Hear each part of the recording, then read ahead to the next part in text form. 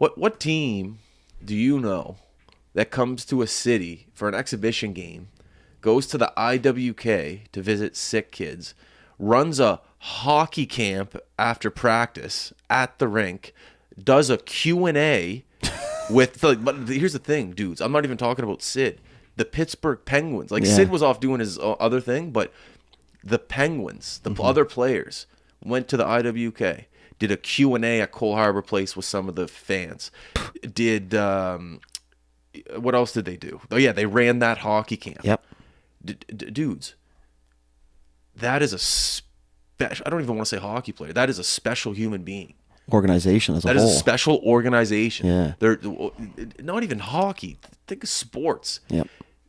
Who does that? Who goes to another city and essentially is like, oh, so I'm not here just to play hockey. I'm here to go back and give to the community. And this is all because of number 87 in the Pittsburgh Penguins. Yep. Like, if you're a player, third year in the league, and you're maybe traded to Pittsburgh, you know, you're just like, whoa, it is a different mentality here. This isn't just a business, play hockey, make money. This is, we're changing lives here. And for all of this to come full circle, from Sid to put it into motion, and then for the Pittsburgh Penguins to carry it through and schedule it. Yeah. Oh my God. Think about it. You're the Pittsburgh Penguins event coordinator. You get this thrown across your desk three months ago. They go, okay, wait, so we're going to the hospital. We're going to do Q&A with Cole Harbor. We're going to run a hockey camp, and we're going to play a game. In 3 days? You're just like, wow, like, so different, so cool, and you're going 100% yes, I'm doing it because it's for Sid, the best guy in the world. You just don't, not even, this is bigger than sports. Like, he's making people's lives. It's so, 100%. It's just so different, so cool, so kind of gave me chills. Like, he's so selfless. It's not about him. Like, Ever, man. Like, I remember when they were doing the video with I know Malcolm was joking around. Yeah. They're in the rage room, sick room, by the way. Yes.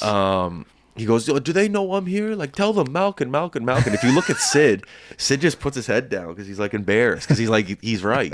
Yeah, he's like, I wish they would say Malcolm. Malcolm. And it's just like, I don't know. That's world class. I feel like the word GOAT is thrown around way too lightly these days. But in this case, GOAT. Not even in terms of an athlete. Obviously, he's the greatest hockey player of this generation, but he's up there in the GOATs of just people, like Gandhi and stuff. Like, he's up there. Like, I don't know other, we can go talk all day about great people, but that's not what we're doing. We're talking about the organization. The organization is Sid. He's up there.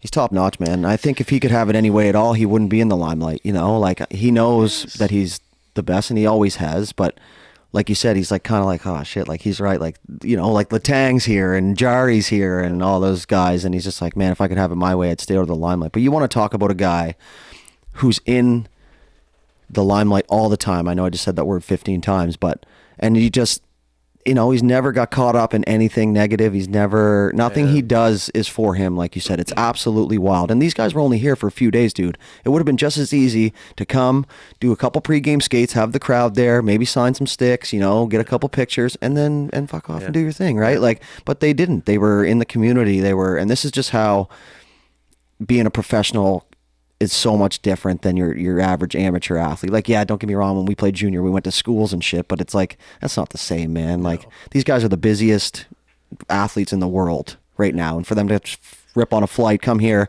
look out for all of us here in Halifax, just because of Sid, like you said, that's huge, man. And I think that's a place like Halifax and Nova Scotia period, or even just the Maritimes, really accepts that, and they soak that in, and that's going to be something that people take with them forever. Oh, you should have seen what they did while they were here 20 years ago, and it's so much bigger than hockey. And that's one thing that, even myself forgets to realize, is that in the grand scope of things, hockey is really minimal at this point. I also want to give this is just a shout out podcast. Shout out to the Pittsburgh Penguins Twitter team. You guys brought us into your family for the past 4 days and allowed us to see some incredible footage that will be going down in history, at least here in the Maritimes. Just being able to see the Pittsburgh Penguins and the Cole Harbor place. Come on. Yep. Like the whole team, the whole team.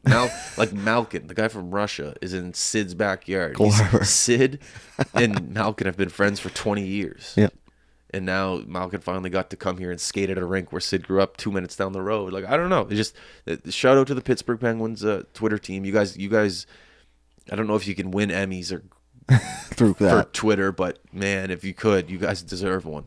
Yeah, that was Awesome. You guys helped us out because it's tough. All especially us as a company, we're content whores. We want to be shooting the content ourselves, but if we can't, we hope someone else is. And we can share it for you. yeah, the pen's delivered. So thank you, Pittsburgh Penguins Twitter team.